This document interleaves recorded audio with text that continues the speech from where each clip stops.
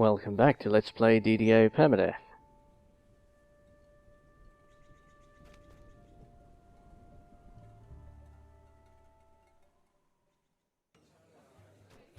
No prizes for guessing what I'm doing this time.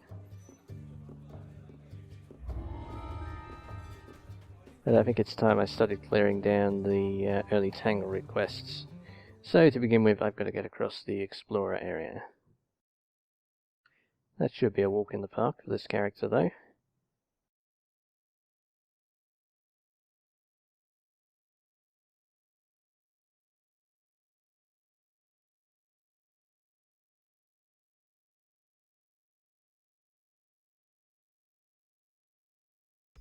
The sign here reads, "The One-Eared Bugbear Inn, ale, lodging, and transport to Stormreach within."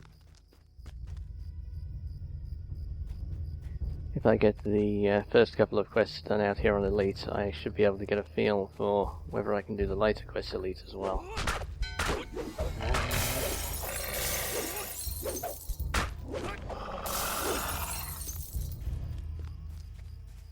You see the grim remains of the wolf hunter, whose felled corpse rests trophy-like in the wolf den.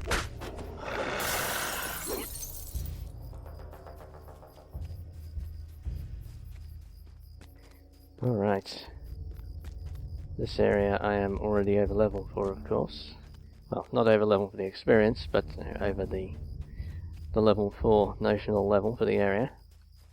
So this should be an easy stroll here.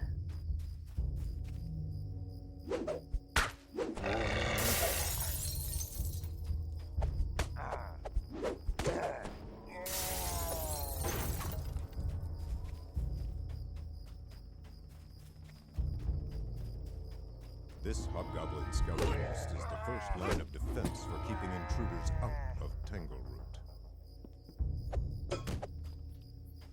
It's not a very good line of defense, clearly.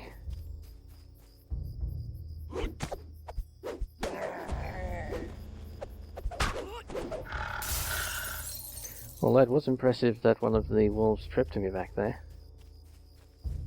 Given how good my saves and stats are, that's no small thing. And I have good balance on this guy.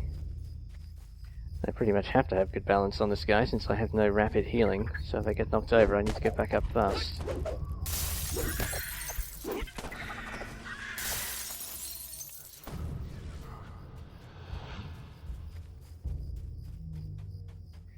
If you're on a cleric, then it doesn't necessarily matter that your balance is bad. With webs, a fetid stench wafts from within.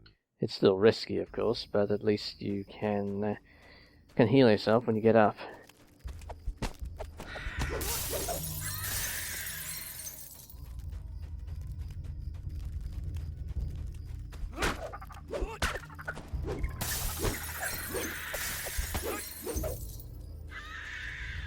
Cleave certainly makes these fights go faster. That is the downside to having only the single target damage on a monk. The fights would potentially go slowly, but not when you have Cleave. Which is why I kept Cleave from my previous light monk build when I built this guy.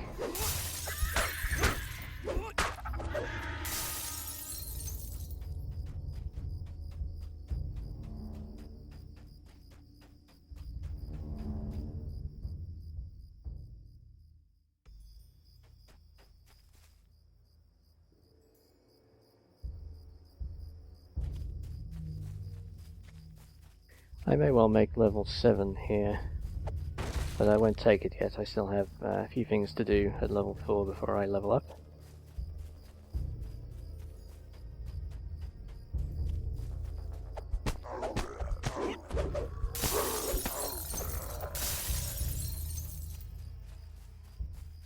Although that said, it's not, I guess there's nothing I have to do at level 4 now.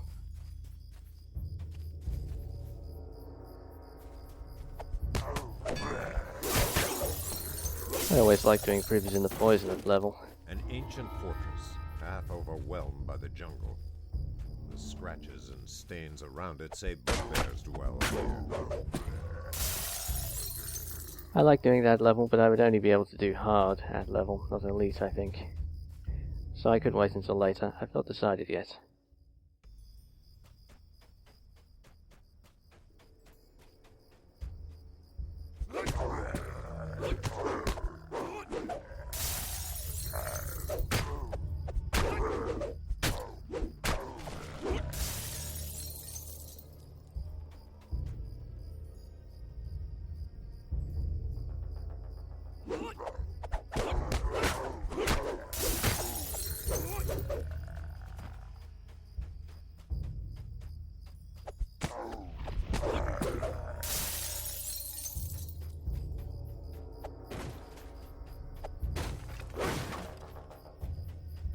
Well, it's a dismal run for rares so far.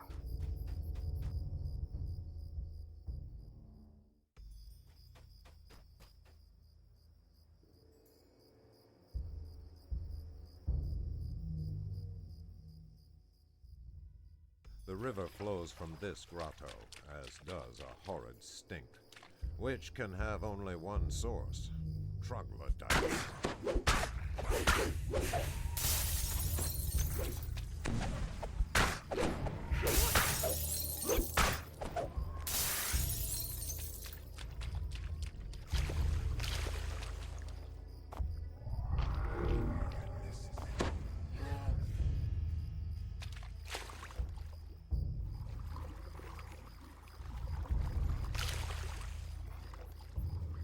Sneaking is better than not sneaking.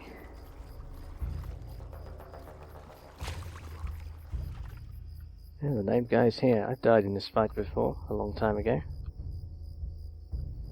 Like a lot of the named Trog Shaman, he hits quite hard for his level. Or for the level where you encounter him.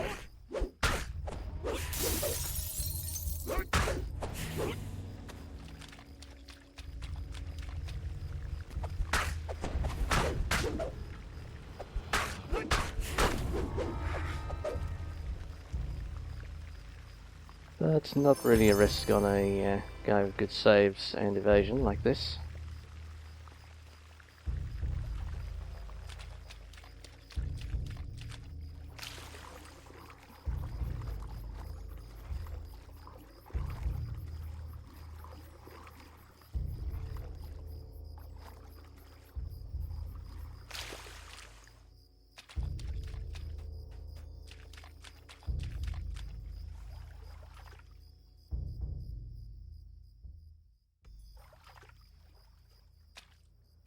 Well, you don't normally get any trogs this far down here.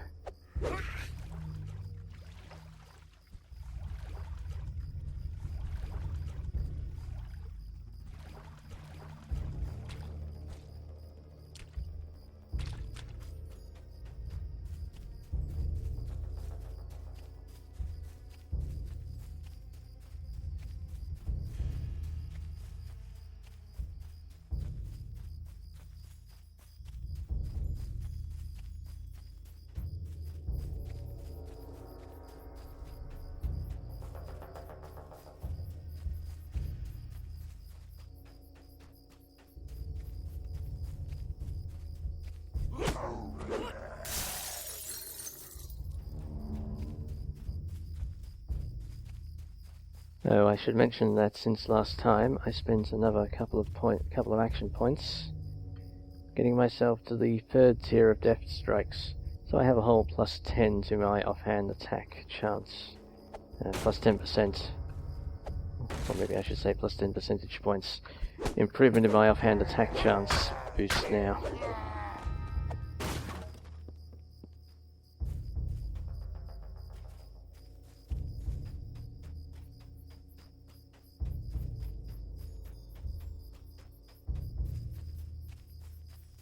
Which is definitely useful for this guy, since he has a lot of special attacks that are advantageous to land twice rather than once. Especially Stunning Fist, of course, gives me 2 chances of making the DC.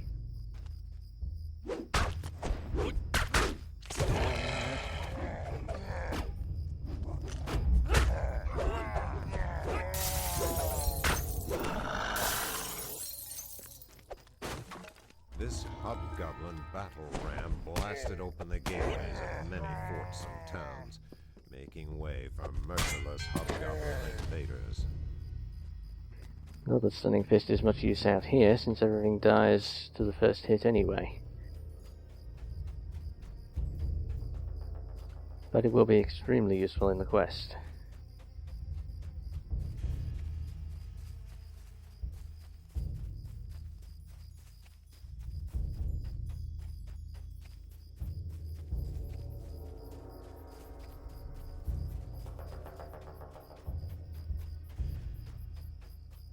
The hobgoblins here do not seem hostile. In fact, their chief beckons you closer.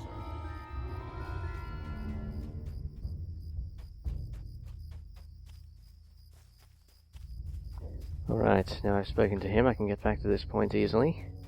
Let's finish the explorers while we're here.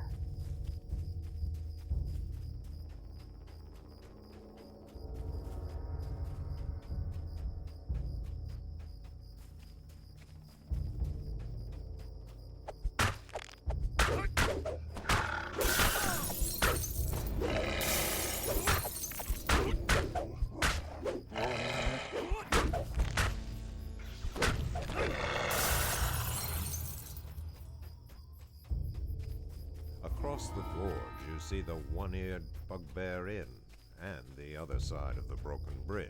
Something more than wargs lives in this cavern. The markings on the stone make that clear.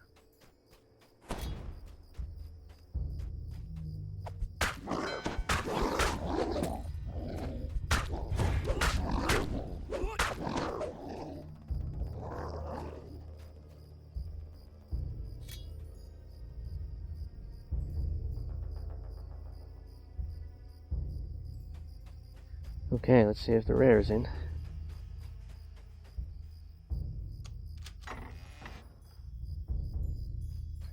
Nope. And the enemies are too dumb to follow me. That suits me just fine.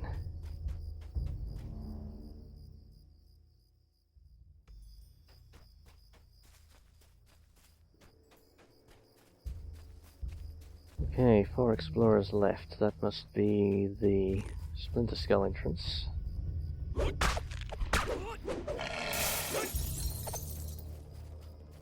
The ruins down here, the sacrificial site, and the Scorp Cave. Yes, that makes sense.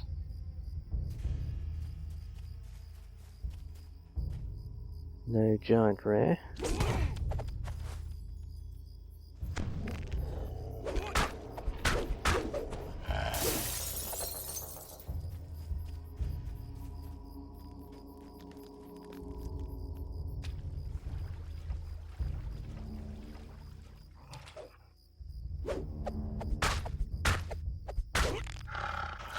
Temple ruins rise out of the riverbed, remnants of some long-forgotten civilization.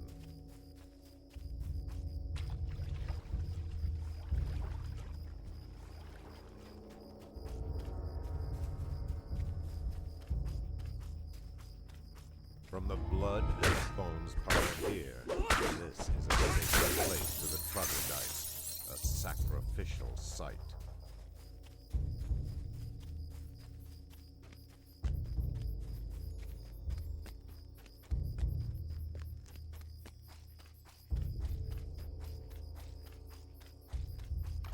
The bones and sloughed-off shells around this cave are sure signs of crawling menaces within.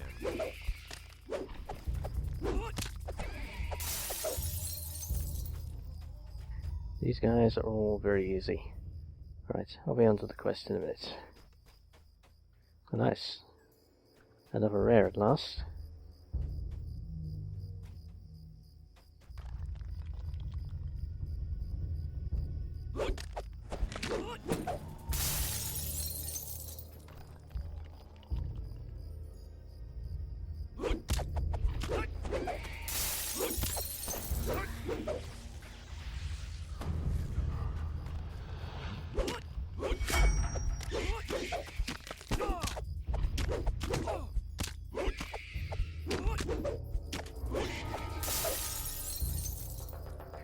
And it's nice to fight something that lives long enough to give me some useful healing. Even if the loot is not at all useful. Alright, I will recall and get the quest giver to take me back to the Splinter Skull entrance.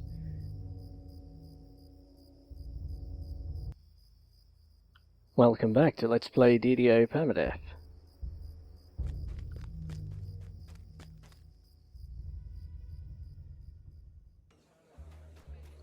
Alright, I'm going to use this guy to jump back out to the quest entrance, of course. And into Tangleroot.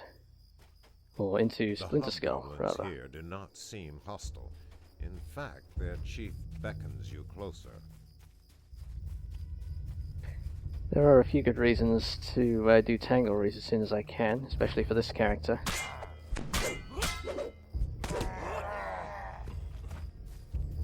I like to get quests done near level if I can do them on Elite. And I certainly do the first two on Elite, I hope. You have found the mouth of Splinter Skull. The shouts of hobgoblins echo from within. There goes level 7. Another good reason is that the House P favour will actually be quite useful on this guy, I'm thinking. The House P buffs that you get once you get to 75 favour are very useful for a character that doesn't have any way to do long-term buffs. Certainly the elemental buffs I used to make quite heavy use of on all my characters, and I don't really anymore, but perhaps that's because I play casters more than I used to.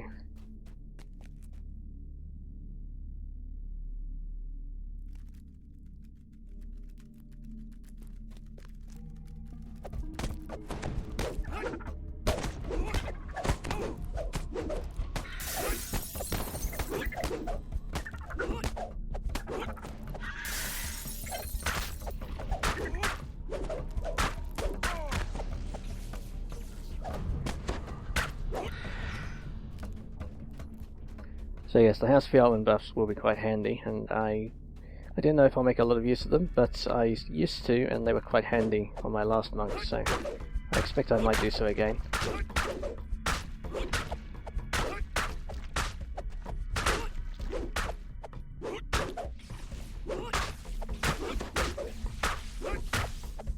Just beating up the users here basically because they're free key,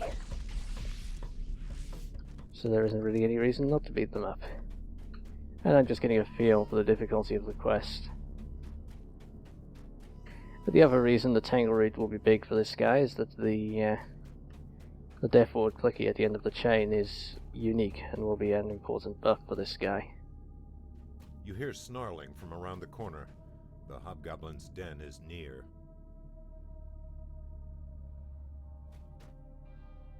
My spot's high enough to see the enemies, that's a big advantage in here.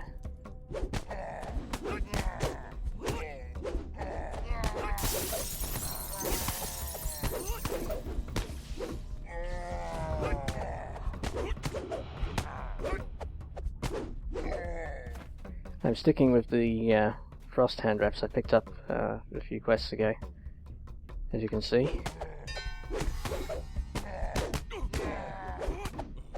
I think they're pretty handy.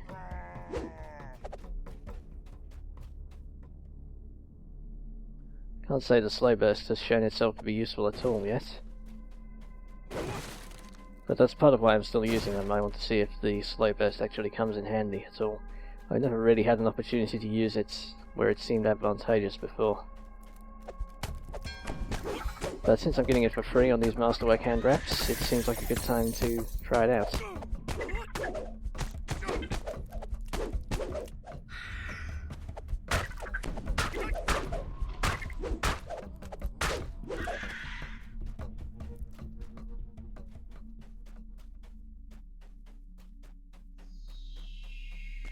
Alright, I don't really know why I'm hitting the side areas in here. I should just go as fast as I can to the hobgoblins, I suppose.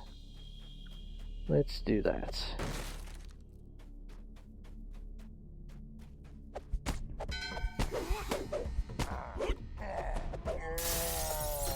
portcullis cannot be opened here. There must be levers to control it nearby.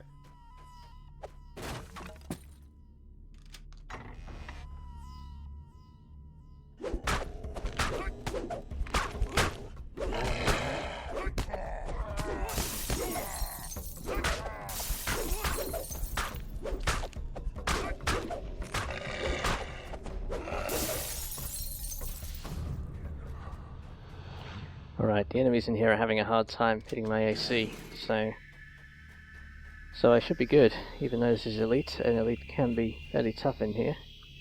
I am over level 6 in a level 3 elite quest, but this can still be tricky. The wolves are the trickiest bit in the first couple of quests here.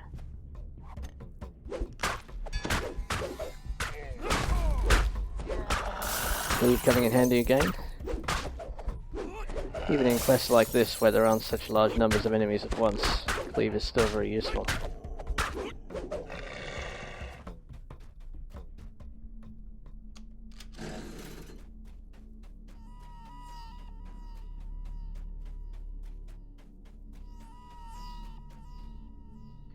Okay, a little worried by that guy.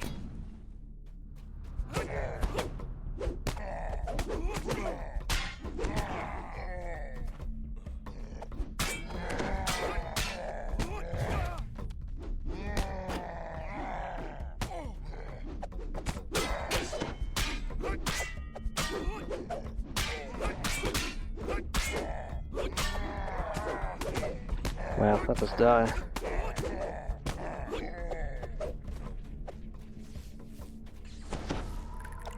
Absolutely terrible. He survived a couple of stunning fists there, even though I put my stunning hand wraps on.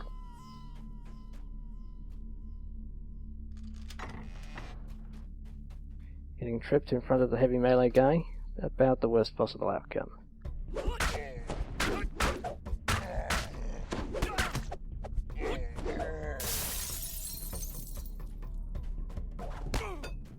Wow, what are these guys doing?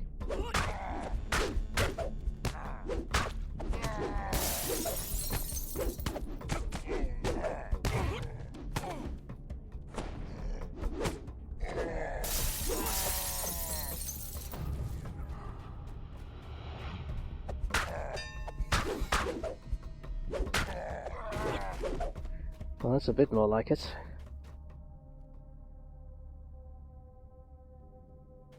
I think the named guy's over the side if he's anywhere.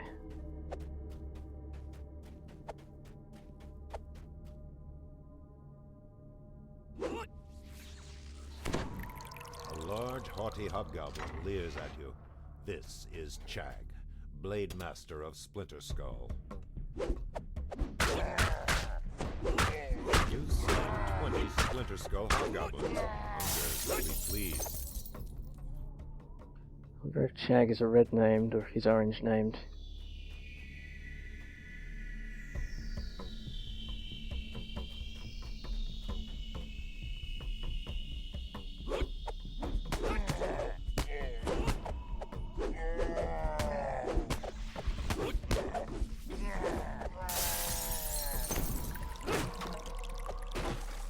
Okay, looking at much better health now. Orange named. Nice. Chag's arrogant sneer fades as the light drains from his body. Well, the slow burst hits occasionally.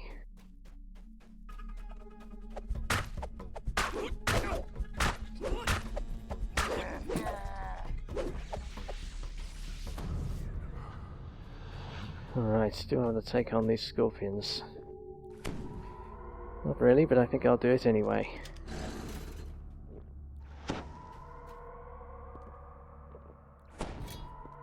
Let's give up the slow burst here. In fact, since I'm not sure how this will go, I'm going to drink a jump potion so I have a better chance of jumping out of their reach up the ladder. This is still going to be unpleasant though.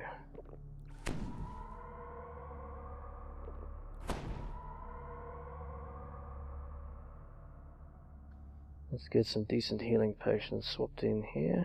Alright. I might still regret this.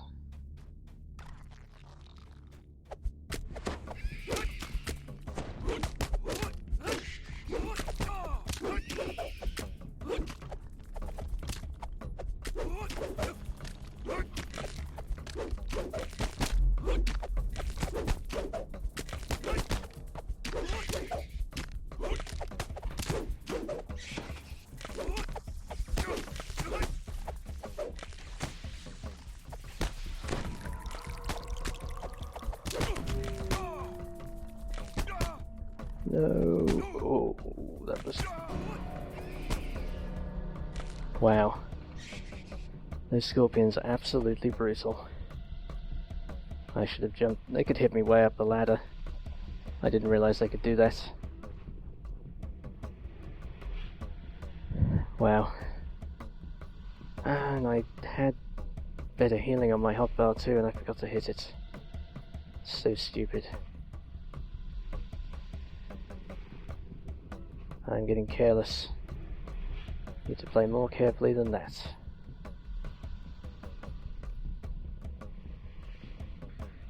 Well, that's it for this video then.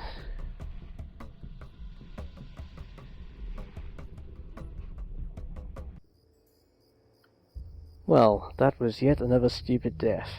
I think there's no other way to summarize that one. I am not on good form, it seems, this year. The last death was unnecessary, since I could have shrined and had enough healing to save my sorcerer, and this one was even more stupid. This guy didn't need to go down into the scorpion pit at all, and since he doesn't have fast healing, it would have been sensible not to. So I'm not sure what else to say about that, really. That was a pretty stupid way to die, and, well, it just seems like I'm not in good form at the moment. I reckon I'm getting too used to playing in groups, and playing in groups where I'm the healer, specifically. So I'm not so used to playing these characters that don't have good healing available when they're in a bad spot. Anyway, this character's dead, of course, and it's permadeath, so I will be deleting the character after this. I feel pretty stupid about losing a character in such an easy, well, not necessarily an easy quest, but well, losing a character so unnecessarily, since I didn't have to go down and face the scorpions at all, and indeed in groups I would very often advise groups not to go down there anyway, so there isn't much excuse for me doing it when I'm on my own.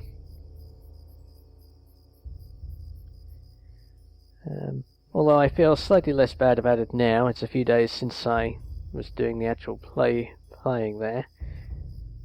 I feel slightly less bad about it now, partly because this guy died at low levels, so I haven't wasted too much time on him. Partly because I have got a light monk up to level 20 soloing before, so I guess losing this character means that the next one I solo I'll be doing something new, which was a drawback of this guy, that it was one that I'd kind of done before, and it wasn't playing very differently to the last one that I played. Even though the monk enhancements have changed a great deal, all the core light monk abilities are pretty much the same at these levels. It would have been nice to get high enough to have the Rise of the Phoenix ability, which would be well, it would have been the killer ability for soloing permadeath, although it wouldn't have helped in the Scorpion Pit, of course, but it would have helped in other places. I would have liked to get that, but never mind. And there was also a couple of days after I lost this character, we had a high level party wipe in the guild where a couple of players lost their level 23 and level 26 permadeath characters. So that's pretty bad. In comparison, losing a level 6 character doesn't look very bad at all. Yes, that was quite unfortunate for those guys. I wasn't in that group, but I have played with both those characters quite a bit, so it's a great shame to lose those from the guild. But everyone in the guild loses quite a few PD characters, and they just roll new ones, as I will be doing.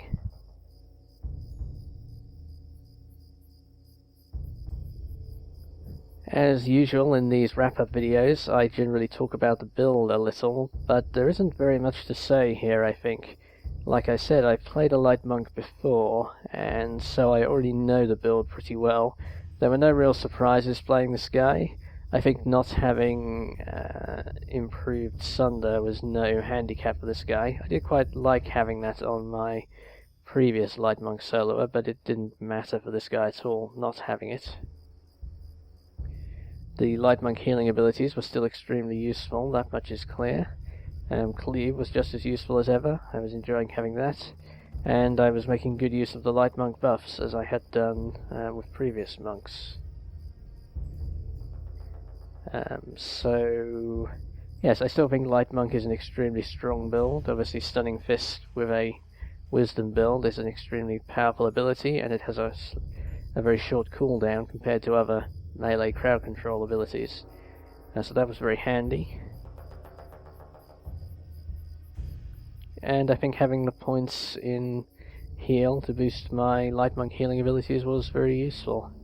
I expected high levels this guy would have been very survivable, despite not having the rapid healing abilities of a clerical or a divine class. Okay, yeah, I don't think there's anything else interesting to say about the build really, other than that it is as effective as I expected it to be, and as I've seen it be in the past. Okay, I think I will take a break from doing the Permadeath solo videos. I don't seem to be playing that well right now, to be honest, so I feel like taking a break from it and doing something a bit different. I may or may not come back with either some different videos, or I expect I will do another PD solo run at some point, but I just don't think I will start one immediately. Or I may start one, but I won't be putting videos up for a while, and I'll be mostly playing other things. So this may be a bit of a break in the videos, but I expect I will be back, just not immediately, with another Permadeath run. Anyway, thanks for watching.